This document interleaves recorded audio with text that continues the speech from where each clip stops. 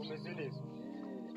uye n'akabazo gakomeye cyane Jesus ubuse Samuel yagira ikihe kibazo ra yababa umenye akabazo gakomeye cyane bifatika ari akabazo ni ikibazo nako ntago ari akabazo kuburyo ngubu shere wanjye yahamagaye umusohokana kandi nabicire ndiho n'imyenda urabona ni imishire yankiriye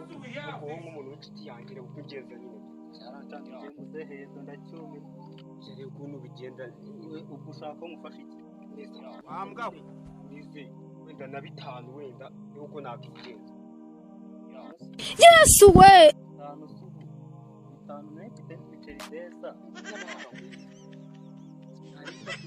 ifitemo desa gusa harimo n'imfunguzo nzikarinde ijyanye n'ubukene bwagezeho uza kujya kubona ariko nimukagomba ngo turabakira nzikari uwo mukire nari mfite wenyine n'usubiye ndabigenza kambaye ibyanjye birandangiranye